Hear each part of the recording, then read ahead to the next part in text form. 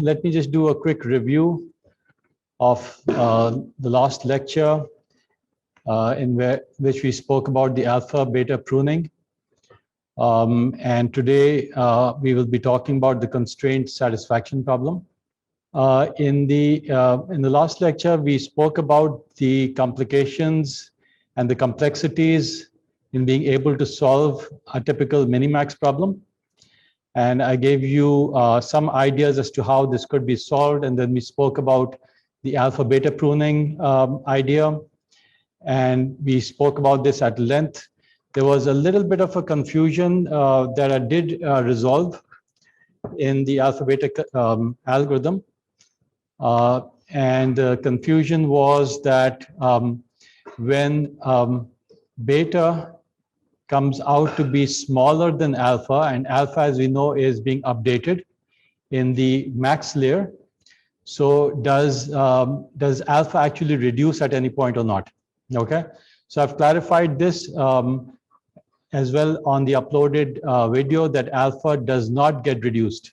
Okay, so I did do the calculations correct last time, and it does work out properly that way. So this is just a note that alpha, in case beta is smaller than alpha, alpha will either retain the original value if it was larger than beta, or reduce in case the previous value of alpha was smaller. So that was just a clarification for the alpha beta pruning. Okay, and we spoke about the complexities, and I'm not going to go over that again. These were the complexities. Now we have, let's see, how much time do we have before? We've got about 10 minutes. So let me start the constraint satisfaction problem, and then we'll break for the quiz. So in all of the problems that we've been seeing so far, we've spoken about problem solving, and in that you had a goal, right? And then we switched to local search, and we said that there basically you have a number of solutions, possible solutions, but there is no notion of optimality. There is no notion of finding a particular path to the goal, okay? And there was a notion of optimality. So combinatorial optimization was a typical example of a local search problem. For example, the traveling salesman problem and other problems that we looked at. And there were several ways to solve those. We looked at evolutionary algorithms. We looked at simulated annealing. And then we moved on to adversarial search. And the difference over here was that you had a competitive environment, okay? Now in the constraint satisfaction problems, the change now is, there is a hand raised. Let me look at that. G, go ahead, Josefa. You have your hand raised. Sir travelling salesman में अगर हमें path नहीं चाहिए तो sir path तो हमें पता करना होगा ना कि वो कहाँ पहले जाएगा फिर कहाँ जाएगा फिर कहाँ जाएगा. नहीं देखें, the difference is that you're not doing a planning ahead. Okay, the example that I gave you was, for example, if you're going from your home to IBA, and there are two techniques to it. One is that you sit at home and do the planning. Okay, and when you've done the planning, then you have to know how you're going to get to the destination, right? And the other way is that you simply get onto a car and you start driving. Now, once you're actually driving on the road, you don't really need to know what the optimal path is. You don't need to remember what the previous path was, because you simply need to get to the destination, okay? So this is a case where you're actually solving the problem and you're looking for a solution. You don't really care how you get to the solution, okay? So you start off, for example, in the traveling salesman problem, you start off by generating a random solution, and then you jump from there, from one solution to another, and you're actually getting to particular solutions. So you don't actually need to remember the paths that you're actually following, okay? So I hope that is clear to you. Right. All right, so this was a common aspect of all local search problems, okay? Now, coming to the CSP, and remind me if in case I'm going over, because your time is fixed by the system. I won't be able to change it. So in this particular case, in the constraint satisfaction problems, generally speaking, you will not have a goal, okay? You will not have a notion of optimality. You will not have an adversarial situation, Okay. But what you will have is you will have a constraint. Okay. You will have a set of constraints. Okay. So the next question is, what kinds of problems can you solve using this? So we've looked at a number of problems. We've looked at 8 puzzle, jumping frogs, GPS, 8 queen, TSP, traveling salesman problem, knapsack, tic-tac-toe, chess. Now, can you identify in which of these did we have constraints? And we didn't have the other notions. We didn't have adversarial search problem. We didn't have a goal. We didn't have a local search problem. Okay, we didn't need to know the path. So can you think of all these examples, which one had a constraint? G. Sorry? Chess. So what you're saying is that in chess, we had a constraint. Okay. What was the constraint?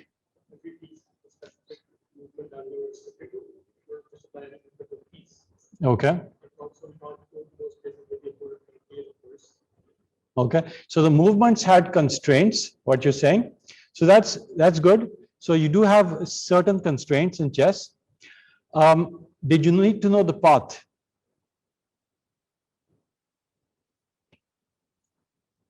So when you're starting off with a fresh board, right?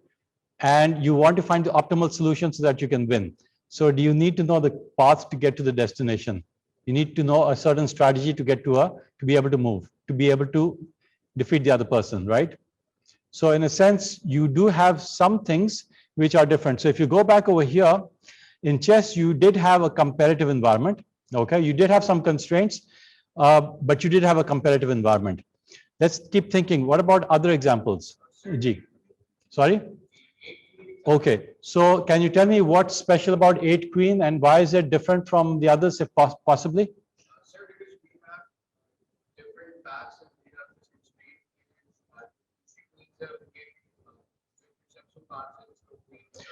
speed. So we're trying to find a solution which has a certain constraint.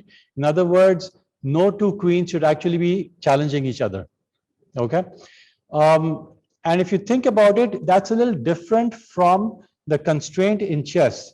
In chess, the constraints are the movements. That's part of the rule book, right? That a queen, that for example, a horse only goes 1, 2, and 2.5, right?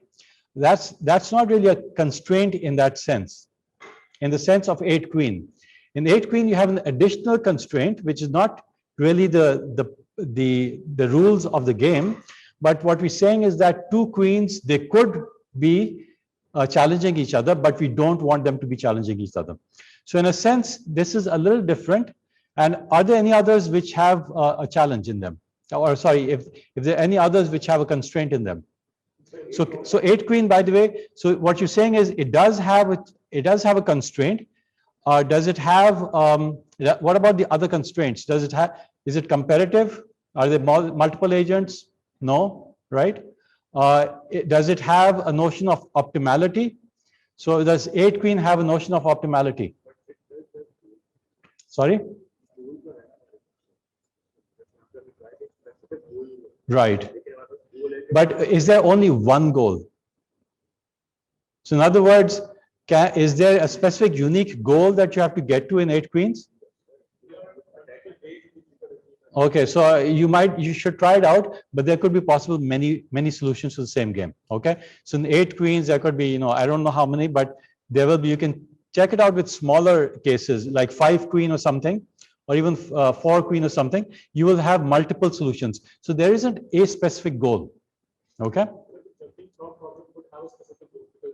Jumping frog again has a specific goal.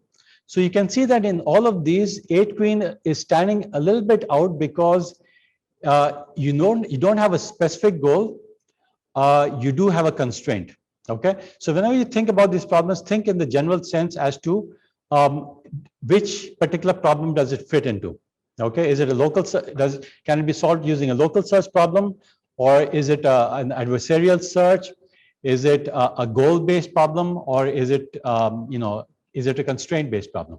Okay, but some of these will have multiple things. For example, the 8 queen can have heuristics, and we'll take a look at it again. So how did we earlier solve the 8 queen problem?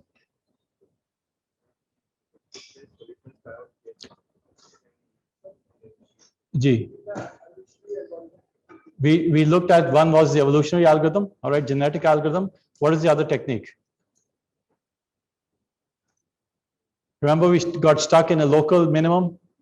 So how did we solve that? Sorry? We used the simulated annealing. Okay. We also used a heuristic technique. If you remember, we said that what was the heuristic that you could use in an 8-queen problem or n-queen problem? This should be fresh in your mind. You're ready here to give a quiz. Sorry? How many steps till what? No, that was something else. That was 8 puzzle. We're talking about the 8-queen problem. Number of queens challenging one another. Number of queens Not challenging any pairs. right? So number of pairs who are challenging each other. So essentially, we said that here's a heuristic, and that heuristic could be very useful. Let me just make sure that my screen is being shared. I think I forgot to share that. Okay. So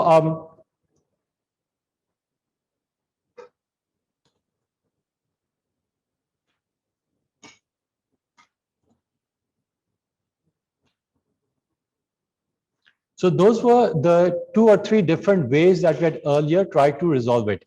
But when we tried to use the technique of trying to minimize the number of challenging queens, we didn't really have a mechanism to be able to figure out how many queens were being challenged, right? We just said, yes, you could use that heuristic, but how do we actually determine that? That wasn't specified. Okay, so today what we'll try to do is try to go one step further, and we'll come back to that heuristic and just keep a mental note of that heuristic as we go forward. Okay, so if you remember quite a while back in one of the earlier lectures, we said that if you look at the entire landscape of AI problems, then whenever you have an environment, you have an internal representation of the environment, right? And we said that initially we'll start off with the atomic representation, okay? And the atomic representation has been used so far in all the chapters that we've seen in searching, in the adversarial cases, and also later on in Markov decision process. But now this is the first time that we'll actually look at a slightly different representation, which is in the constraint satisfaction problem. And here we had said that you can actually have a factored representation of the environment. Now, what did that mean? Can somebody remind me? How is an atomic representation different from a factored representation?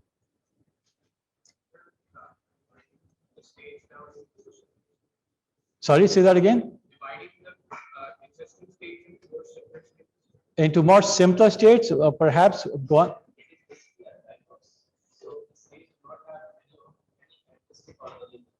Exactly. So the states don't have any specific variables. They're simply very simple. So if you remember the example we said the patient could either be healthy or unhealthy. But if you have details of the patient, for example, if you have the temperature, the BP, glucose, cholesterol, those are different variables of the patient, then it would be a factored representation. Okay. So you're not only saying that the patient is healthy or unhealthy, but you're saying that, wait a second, we want to know more details about it. We need to have certain variables by which we will identify exactly what the state is. Okay. So this is how we're going to proceed forward. So now the next question is, can you think of, and what we're going to do is for each state, you have a set of variables. Okay. And the constraints are going to be applied on those variables. Okay. So this is how we're going to satisfy the constraints. Okay. Now, can you think of a technique? So let's take an example of, we're not going to take a look at 8 queens initially because that's a little complex. We'll look at a more simpler example of a CSP, and this is very well studied as well. This is called a map coloring problem. Okay. In the map coloring problem, and the book refers to the Australian continent, and it talks about the provinces and states over there. And I couldn't get, this wasn't supposed to be a geography lesson, so I simplified that. Okay, so I'm not going to ask you to remember which are the states of Australia. Let's just call them A, B, C, D, E, and there was an F as well, which was Tasmania, which was somewhere over here as an island. Okay, let's forget that for a minute. So basically what we're saying is that think of Australia, or it could be any map, Okay, and there are how many states over here? There are a total of E and F as well. Okay, a total of 6 states. Okay, just like the United States. So you have 6 states, and the constraint being specified in the map coloring problem is that you need to use 3 colors, red, green, and blue, or any 3 colors, and you need to make sure that no adjacent state has the same color. Okay, it's fairly straightforward in this particular case, and I can just show you the solution, one solution. So there could be many possible solutions, right? One solution is that you start off with, for example, green over here, and you give this blue and this red, and then green and blue and green. Okay, does this satisfy the problem? Yes, obviously, because none of the 2 adjacent states have the same color. Okay, so the question is that how can you convert this into a factored representation? Okay, so remember when I told you about a healthy versus unhealthy, we said that you could have factored represent, the variables could be person's temperature and so on. So in this particular case, if you wanted to have factored representation and constraints, how can you convert this into that kind of a problem? For each state, okay, we have what? The number of neighbors that it has. Okay, so somehow you're saying that we need to have a graphical representation of the state which says that, okay, so if this is state A, then it has B as its neighbor and F as its neighbor, and B and F have a neighbor, and so on, something like this. Okay, so that's a good start. Basically what you're doing is you're making a graphical representation of the problem. Okay, that's a good start. Now, how do we specify the constraints? We want to make sure that no 2 colors are sorry, we add a property, and what should the property say? Right, so if there is an edge associated with any 2 vertices, so A and F share an edge, then this basically says that A and F can't have the same color. Okay, so fairly straightforward. Now, this is this is exactly what you need to do. But a formal representation of this problem says that this is how we're going to formally represent it. Okay, we're going to say that you have a bunch of variables. Okay, and then each variable is going to have a domain. Okay, what values it can take. Okay, and then there's going to be a third thing, which is going to be the set of constraints which are going to be applied on those particular variables. Okay, so now can you think of what should be the variables in this particular problem? So the states, right? So we could say that A, B, C, and all the way up till F are clearly the variables. Okay, what should be the domains, or what values can these variables have? That the colors that they can have. So each one of them can have 3 colors: red, green, and blue. Okay, I'm going to show blue with a BL because don't want to confuse it with the B, which is also a variable. Okay. So here's a question that can we consider the edges as the domain? Okay. So how did I define the domain? I said those are the values that the variables can take. And we're saying that the values are red, are the colors. Okay. So the edges will come in, but where will they come in? They're not coming in as part of the, they're not coming as part of the variables, nor of the domains. Okay. Then where should they come in? As a constraint. That makes a logical sense that the edges are essentially the constraints. Okay. So you can write it down in English, or that could be an implicit constraint. You could say that no two states should have the same color, or you could have a very explicit in which you actually write down each one of those variables and you say if A is red, then B and F can have these following values. That would be very explicit and that would be very long. But a simpler way of simply saying the constraint is that no 2 states which have a common edge, okay, can have the same color. Okay. So So this is basically how we defining the problem, and these are the variables, and these are the domains, and this is what the constraint that we already just discussed. Okay.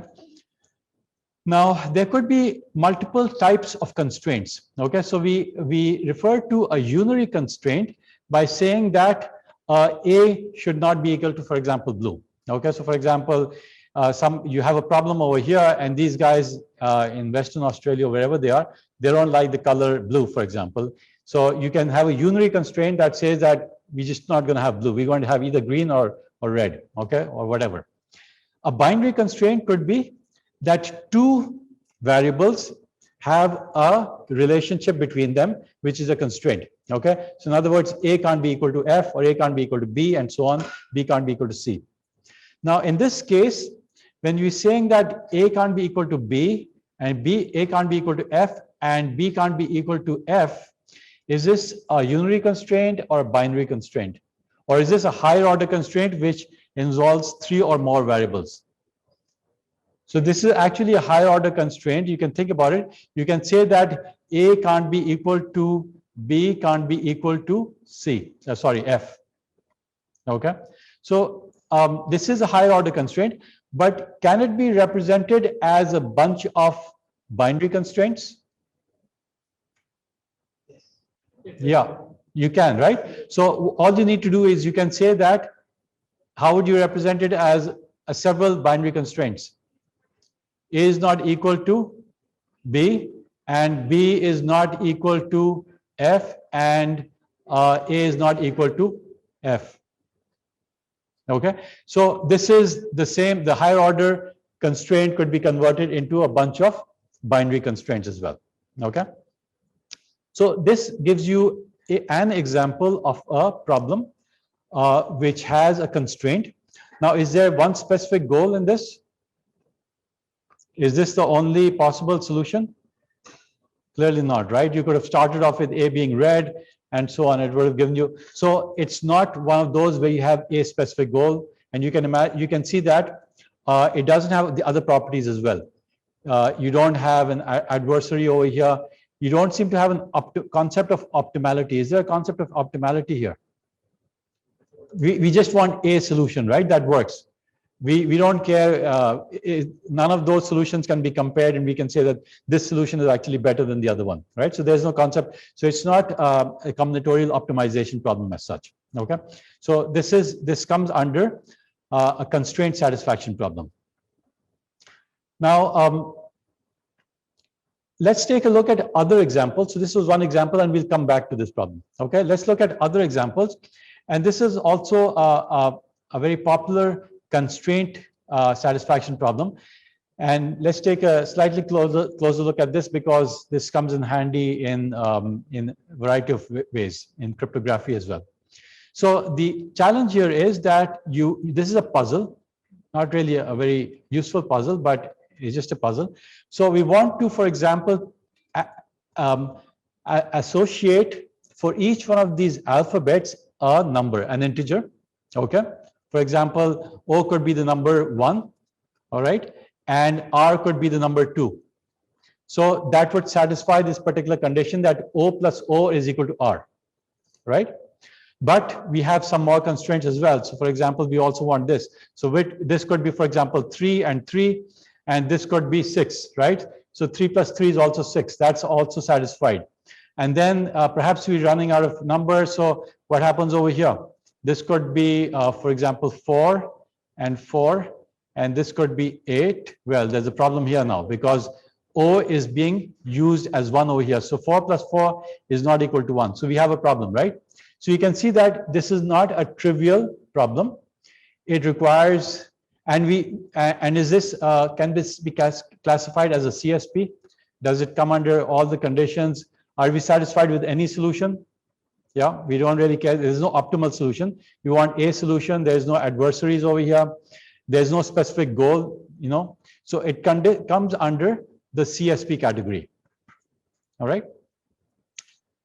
So let's try to see how one could actually solve this. And it's kind of interesting. So I thought I'd spend a little bit of time on this. And this is another example where, for example, send more money, and this actually means something, right? but in many of these cases, it doesn't necessarily have to mean anything. So what would be the variables, what would be the domains, and what would be the constraints? So variables would be what? All the alphabets. So let's say it would be F, O, U, R, what else? T, W, O again? No, it's already appeared there, right? So those are the variables. What are the domains? So what are the possible numbers? Yeah, you could say 1 till 9. We don't really want to use 0 because 0 becomes trivial. They're all trivially satisfied. So the domains are for each one of those alphabets. You could have any number between 1 and 9. Okay, and what are the constraints? So the additions. So what we could say, for example, that let's say O. So one of the constraints could be that O plus O is equal to R, right? G. Okay, so let me repeat it again. So the problem is to be able, if you look at this example over here, we're trying to associate integers between 1 and 9 to each one of these alphabets so that this mathematical arithmetic equation actually is satisfied.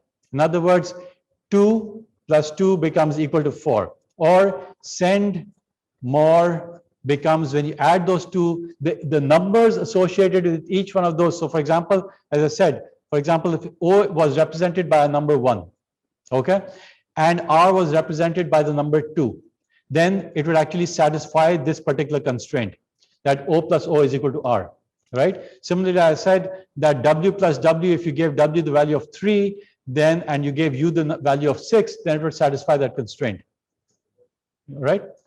So, so one of the constraints could be O plus O is equal to R, okay? That we could say is constraint, let's say we call it constraint 1.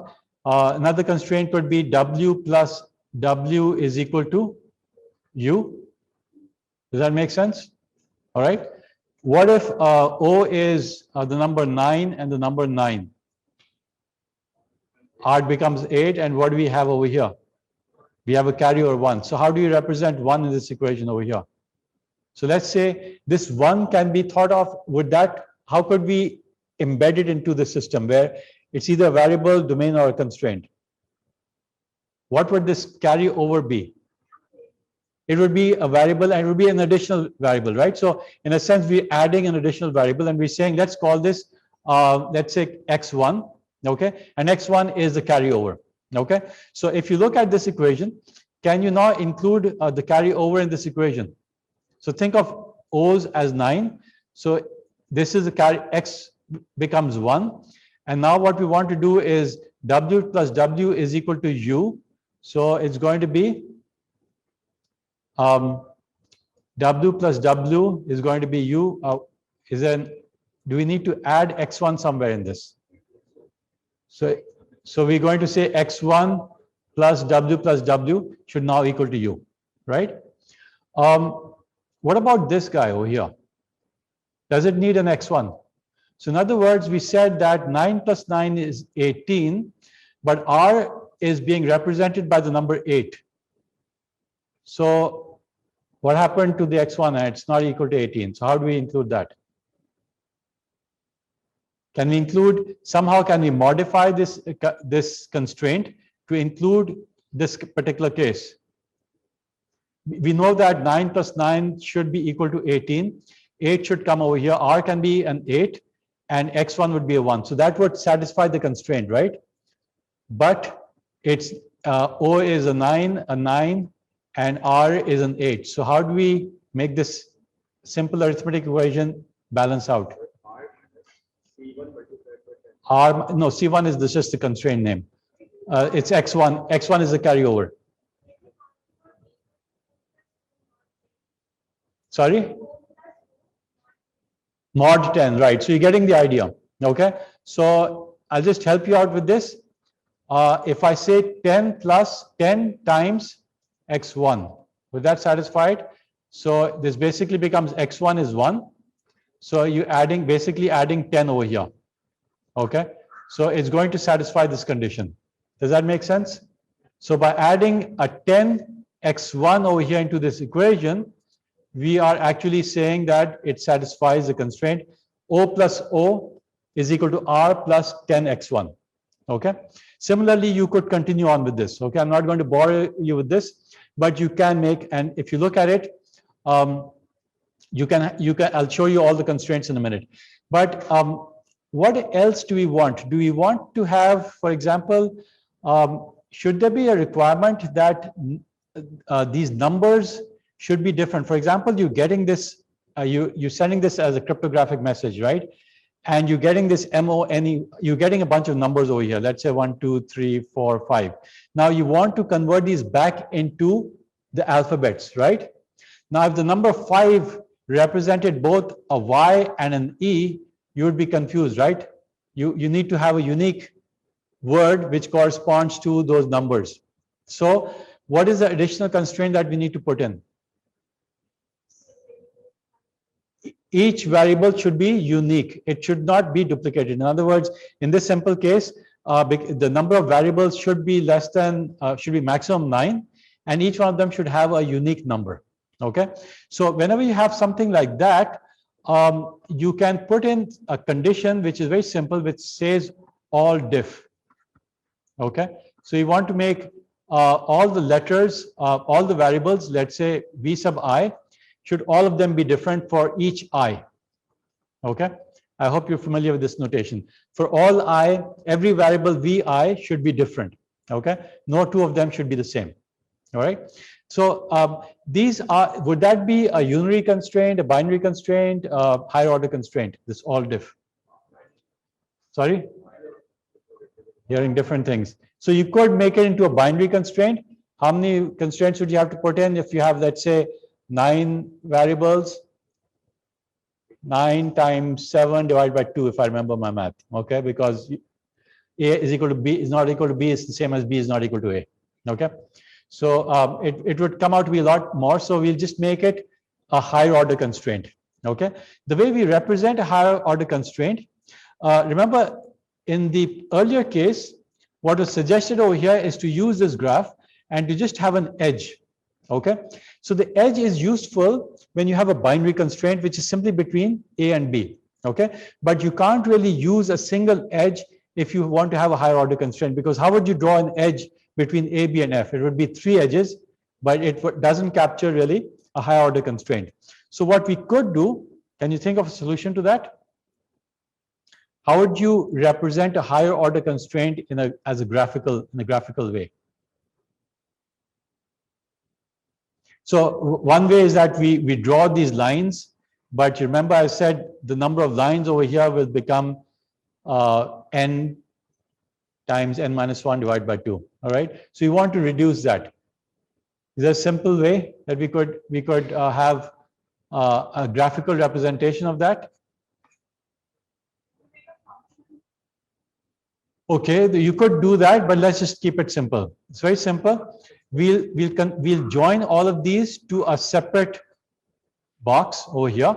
We could have it, show it as a square or a circle or what have you, and this will represent a higher order constraint. Okay, and it will simply have an edge to each one of those other variables which it is constraining.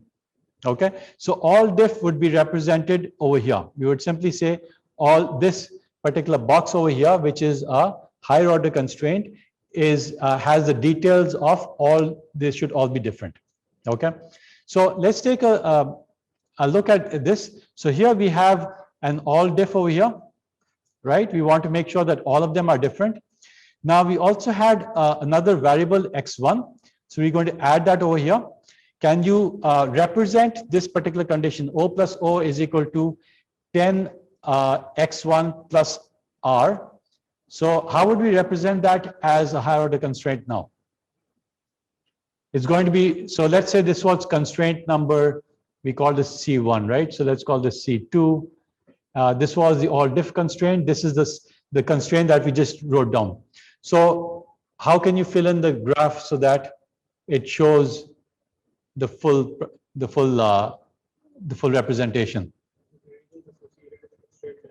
Can be linked, right? So what are the constraints? So it said O plus O is equal to R. So there's going to be one edge to O. There's going to be another edge to R.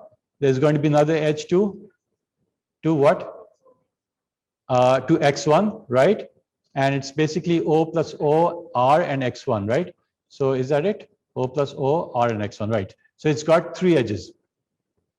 So is that clear? So this is how we can actually represent the problem, simply using a higher order, this is called a hypergraph, okay? So this is the solution to this. So for example, this was the first constraint, this was the second constraint. You could have other constraints as well, and you can figure these out. You would have another carryover X2, you would have another carryover X3, and I'm not going to go over the details of that, but you can figure this out, okay? So these are all the constraints. The all diff I've shown here as a constraint number 1. Then you could have C2, which we already wrote down. You could have C3, C4. C5 would be a constraint which basically says that that T plus T is equal to, C5 is simply the constraint that X3, the final carry over X3, has to be equal to F. And we also want to make sure in this particular example that both T and F should not be 0, because if these are 0, then it's sort of a trivial problem, okay? You don't have that constraint apparently on the other alphabets, okay? So this is just another example of a CSP, a constraint satisfaction problem. I hope all of you are convinced that there could be multiple solutions, and there's a bunch of constraints, okay, that we're looking at. So now let's take a look at some other problems. So we looked at this. This is represented here in the book as well. It's figure 6.2.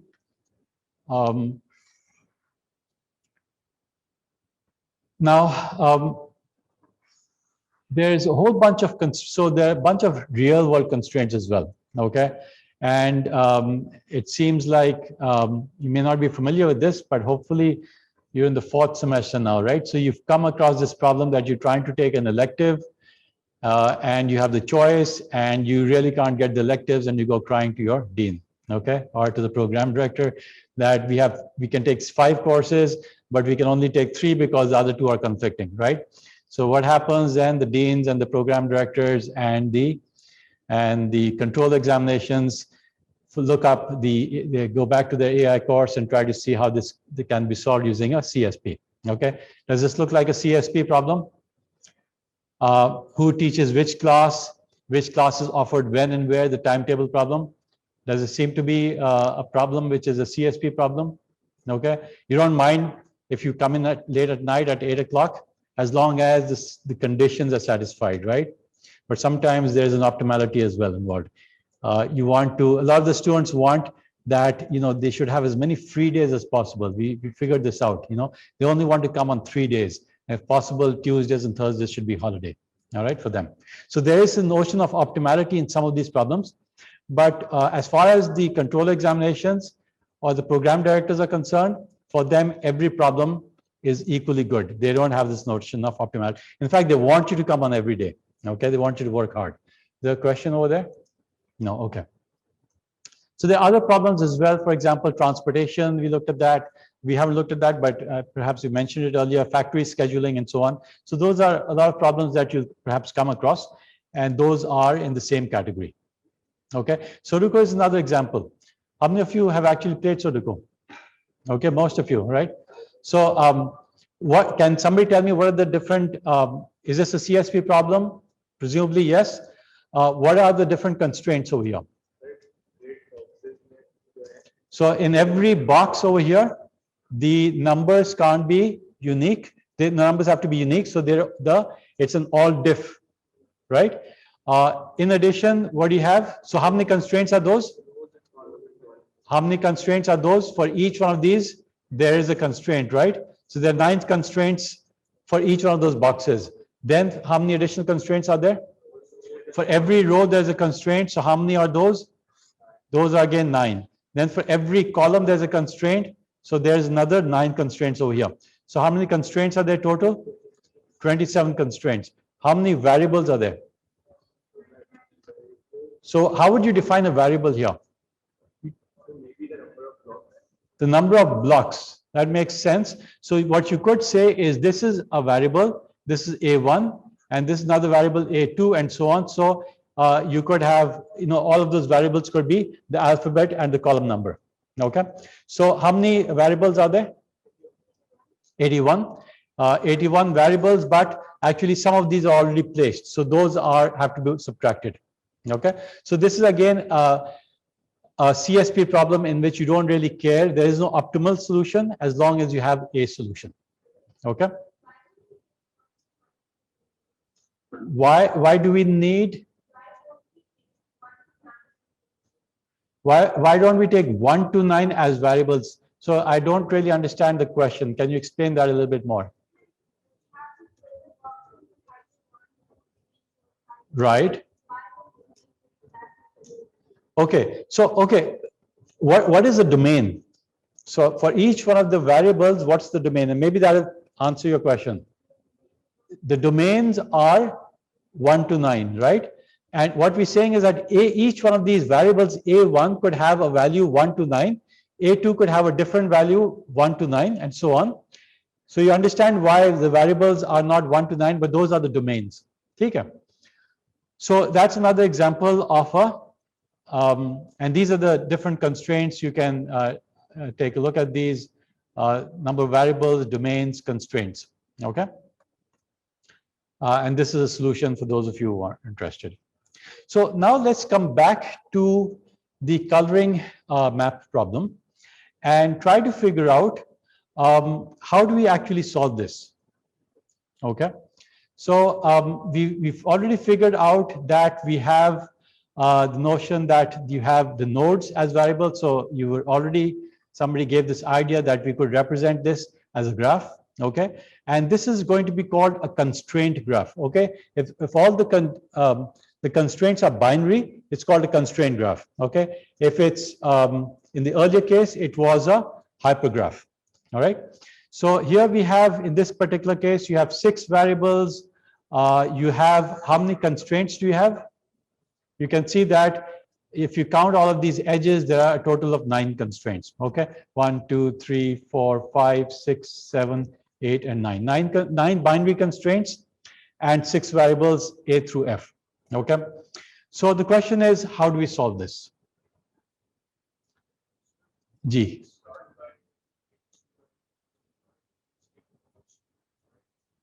So how did we, by the way, how did I solve this? I mean, I could just use, what I did was I just said this could be red. All right. So I could just say this is red and this is green and this is blue, and then keep on doing that. Right. So is that sort of similar to what you're saying? You could just start somewhere and you could randomly start allocating and make sure that the constraints are met. Okay. But that's one way. But what's the traditional way? I mean, we've gone through the traditional, where did we start off when we started doing searches? We started with a root node, and then we said, let's do a breadth first search, and let's do a depth first search, and let's try to evaluate that. Okay. So let's try to do that first, and we'll probably come back to what your suggestion is, but let's do the simple technique first and find out why is it that that technique is not good, or maybe it is good. Okay, we don't know. So let's try to do a tree search. Okay, so what am I going to do? I'm going to do a tree search on this, and how would I define the tree? How would I define the tree search? So what's at the root of the tree? Sorry? A is a possible root of the tree. Okay, and from A, where do we go? We go to B and F. Okay. What's A been allocated? Which color? So we're saying that A could be, are you allocating it red or green or blue? What are you allocating it? Red kar dein, okay. Okay, but remember you're doing a tree search. I'm saying that let's use an exhaustive search. Remember in a breadth first search or depth first search, you did an exhaustive search. Is this an exhaustive search? You already allocated red, right? What about green and blue, right? Are you really doing an exhaustive search? You're not doing an exhaustive search. So how do we convert this into an exhaustive search problem? G. Yeah, so the colors of the game are red, green, and blue. Okay. Next, how do you convert this into a tree search?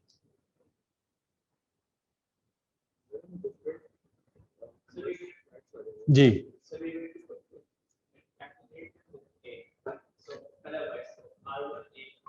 So we could say that, let's say you have, let's say you're saying you concatenate each one of them with a color.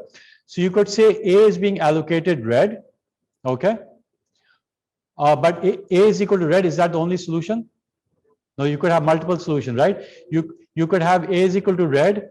You could also have A is equal to blue, and you could also have A is equal to green, right? So those could be sort of the different searches that the tree could comprise of, right? So, but what's at the root of the tree? So this is the first allocation that you're doing. What should be at the root of the tree? Where do you start Nothing, from? sir. Sorry? Nothing, basically, because if you start from any particular one, then you're going to be, if you start with A, you're going to be selective. So you should start with nothing, and your children Start should with be, nothing. Okay, that's a good word. At the beginning, I think there's something in the Bible which says at the beginning there was nothing, right? I think there's probably something in the Quran as well. But so you start with nothing, okay, just before the Big Bang. So you start with 0. So what are the different options that you can go with? You can go with A is equal to red, you allocate A is equal to red, or you could do A is equal to blue, or you could do A is equal to green. Are those only 3 options? What about, what's special about A? Why can't you start with B? I like B better, right? I'm a B student. So I could allocate B as well, right? From when you have nothing, you could go in any direction, right? So you could also say that this is a possible option. B is equal to red, or B is equal to green, blah, blah, blah, and so on. So how many, what's the possible branches that you could have? So what are the possible branches? Sorry? 18. So there are 6 variables, and each one of them can have 3 possible domains. So what's the total possible branching factor over here? So sorry, this is not the right one. This is the right one. What's the total branching factor over here? 6 times 3 is equal to 18. Okay, that makes sense now, because you could actually start with any one of them, and you could give each one of them any specific color. Okay, so far so good. Now what's the next step? How do we go beyond this? So you've allocated A is equal to red, which is what I started off with, right? I said let's allocate this sort of similar to what we started with. We said we could just say A is equal to red, and now what can we do? Child can't, because A is already allocated, right? So how many possible branches are there over here now? Sorry? 2 only? 2, 4, 8. We keep on doubling these numbers. Where are we going with this?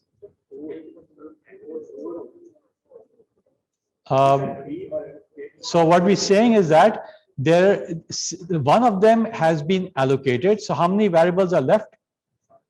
5 are left. And how many colors could you give to each one of them? But we're doing a brute force search. Okay, we're not applying the constraint yet.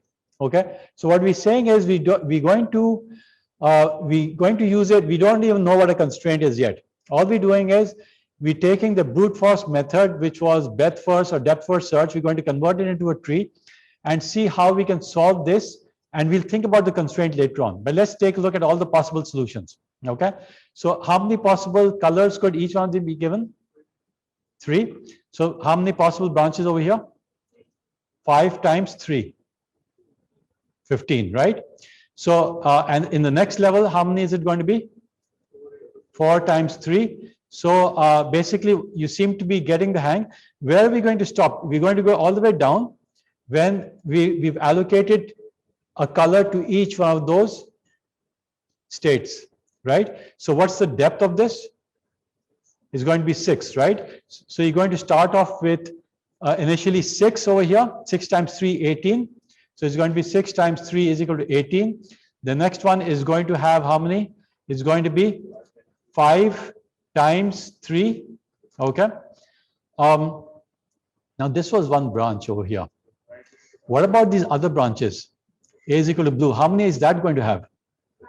Same, right? So how many total in the second layer? 5 times 3 times 18, right? So, and in the next layer, how many is it going to be?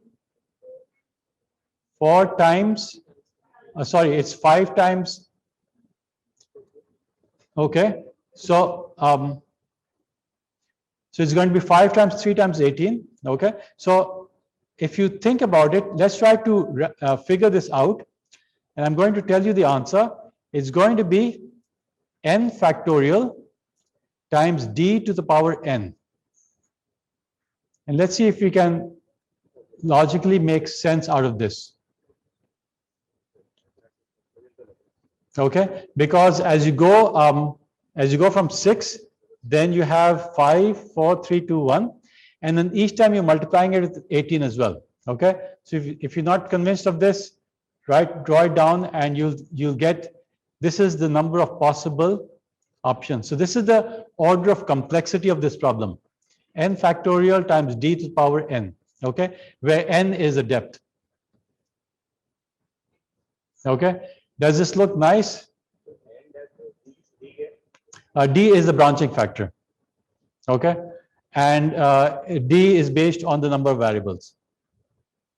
Okay, I'll show it to you in a more formal way. But does this look like a nice problem? I mean, if you had an exponent, it would have been bad, but now you also have a factorial. So it's a pretty bad solution. Okay, and would you want to do it using a breadth first search or a depth first search? Branching is quite a lot, so breadth first. Now, where is the solution, by the way? So we have a solution to this. Okay, what are we looking for? We're looking for some solution which satisfies all the constraints. So at this level, do you think you'll ever find a solution at the first level? You'll have to go all the way down, right to the leaf, and there you will actually have possible solutions. And how many possible solutions over here, which is that huge number before, right? So if you're doing a breadth first search, when was breadth first search useful? When perhaps the solution was right in front of you, right? And you could just take one step and you had the solution, right? But in this case, the solution is right at the bottom. So is breadth first search going to be useful? No, you'd have to be insane to be able to try it, right? Also, it has the problem of huge space requirement. You actually have to keep all of those spaces available when you actually don't need to. You don't need to keep the fringe. Okay, you just need a solution. You're not looking for an optimal solution. So why even keep the path? So BFS crossed out. Now depth first search. Is depth first search going to do it? It will be better. It'll definitely be better because that's how we actually logically did the solution, right? We said, let's try red over here, and then let's try green over here. So actually what we're doing is we're doing a depth first search. And let's try a red, green, and blue, all right? And then, well, this can't be the same, so I'm going to make it red again, and I'm going to make it green again, and red again. So I've got a solution. And what did I do? I just went down a particular path, okay? But in the normal depth first search, when we get to the bottom, that's where we're looking for the solution, right? Are we looking for the solution at every stage, or are we looking for the solution at the leaf?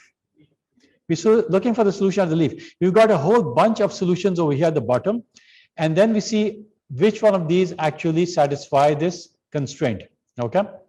So we're not really doing what we're logically doing. Logically, mentally, when we're doing this, we said, well, red and green, this can't be the same, right? Because we've already got red. So what were we doing actually? Were we going all the way down to the bottom and then checking the constraint? No. We were checking the constraint at every step, okay? So this technique, which is so obvious to us, which is a no-brainer for us, has a fancy name. Okay, it's called backtracking in this technique. So, a backtrack. So the simple solution was, as I said, if you try to do a depth first search, it would give you an order of n factorial times d to the power n.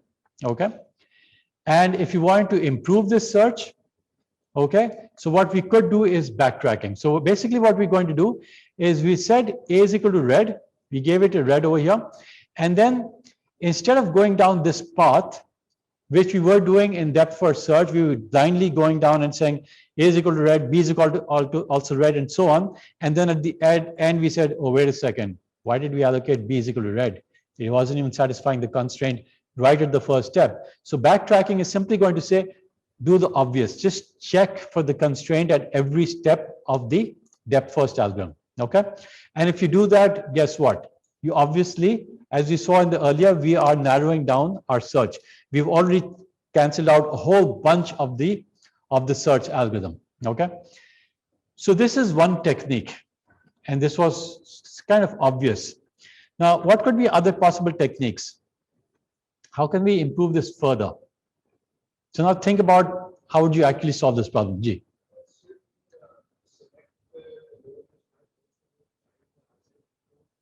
We could select the node which has the most number of childs, or in other words, has the most number of branches. Okay, very good. So if you saw the graph earlier, if you looked at this graph, you saw that this node F was a little different from the other nodes, right? It had the most constraints. Okay, so it makes logical sense to be able to select that first. Okay, so if you make this color, for example, red, and instead of choosing A over here, we chose this number first, okay, this variable first, and we made it red, then basically for this particular example, it becomes fairly straightforward, right? If you think about it, then none of the other variables can actually use red because they're all neighbors of F. So basically what you left with is two possible domains. The domains could be either now green or blue. And now you have to give, and this is also has a nice thing that now it's sort of become a tree. It's no longer a graph, okay? Because you can actually get rid of all of these. So now it's a simple tree, okay? It's a simple tree. There are no two paths to the same neighbor, all right? There's only a single path. And in this case, you can also you can solve it. It becomes a lot easier. Okay, I'm not going to spend too much time on CSP because I want to go on to other algorithms, but I'm just giving you an overview of CSP. In some courses, they spend a couple of lectures on this, some more, but I'm going to try to keep it short. G.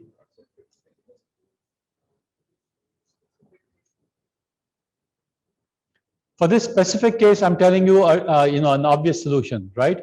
But it doesn't necessarily. So your general suggestion, well, I think your suggestion was that let's look at those variables which are most constrained, and let's try to work on those first.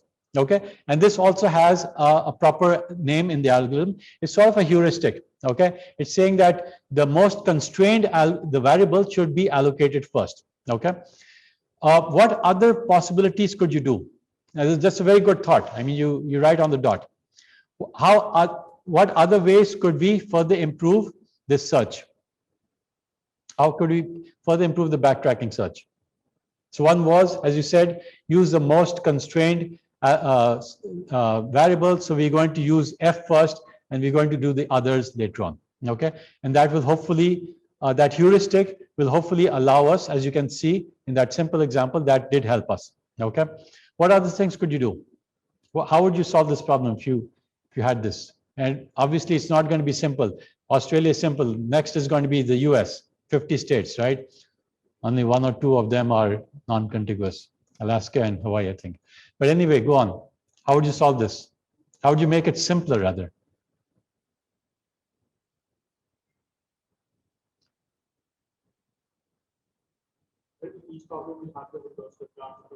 Yeah, so you have the graph, okay? So you'll have the exact graph, which has all the edges, all the binary constraints will be in front of you. Yeah, you'll have that. Give you a peek at the solution.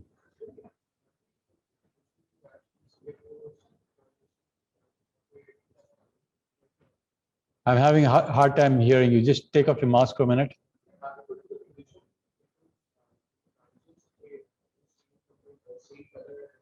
Yes, we did that. Where did we just do that? In backtracking. So backtracking, we said that if they're the same colors, we're going to, for every step, we are going to check the constraint. If that constraint is violated, we're not going to explore that branch. Okay. So I'll just tell you a possible. G. Sorry.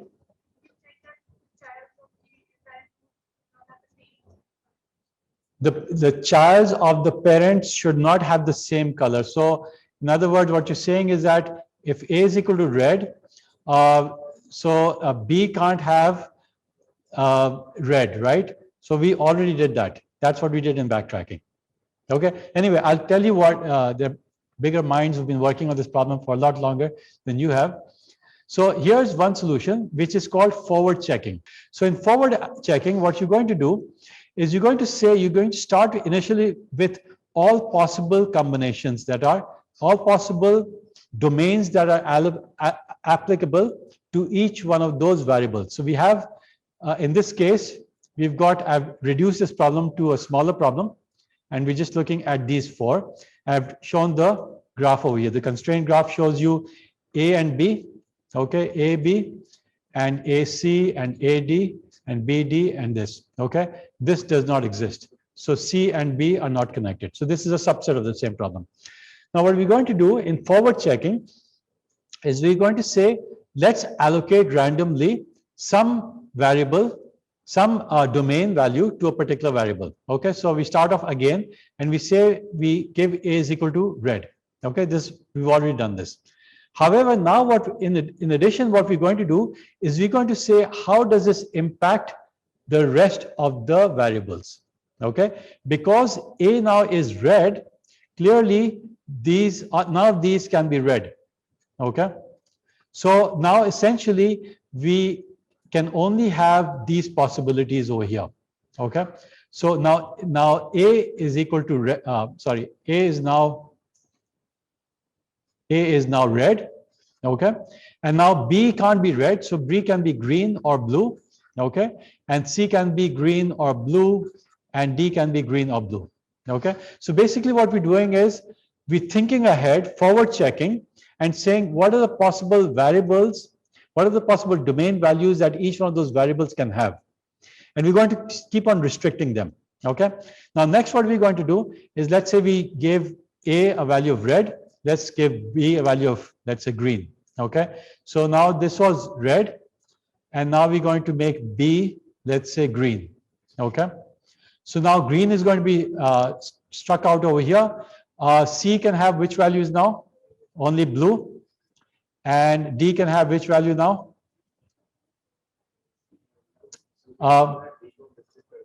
So if you've given B so D will be restricted. Okay, D will no longer be able to be green or blue. So it can only be red or green. It can only be blue. Okay. This can be only blue. Let me just show you the answer. Again, getting confused. Okay, let's just do this over here. So let's say we've allocated red to A. Okay, that only leaves these three combinations for B, C, and D. That is good so far. Now what we're doing is we're allocating the green color to blue, to B. All right. So these are circles. So the ones that we're actually allocating, we're circling them.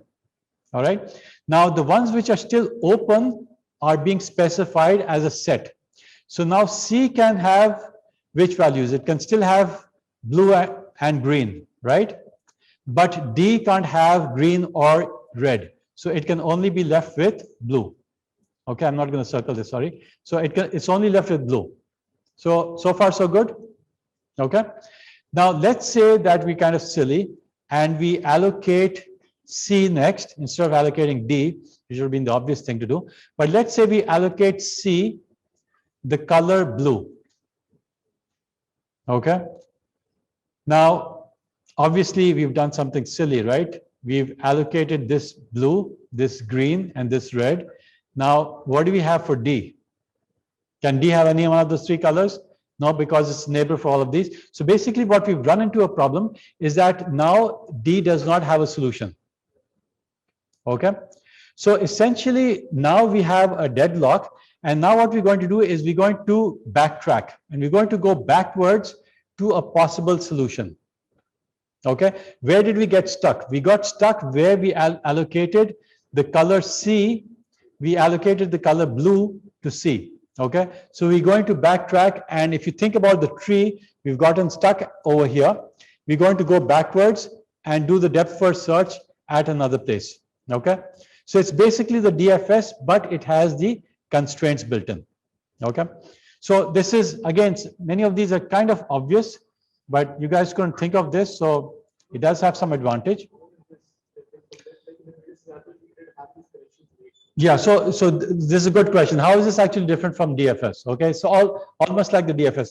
The only difference there is, which is not obvious, is because what is called intelligent backtracking. Okay, what intelligent backtracking says, and it's not obvious from this, but if you've gone down multiple steps and then you come across a problem, then you immediately jump back to where you last had that variable involved. Okay, so you skip a lot of the steps in the middle. Okay, and that's where the advantage comes in, but it's not obvious over here. Okay, perhaps I'll show you, take a few minutes in the next lecture and just finish off with the CSP problem.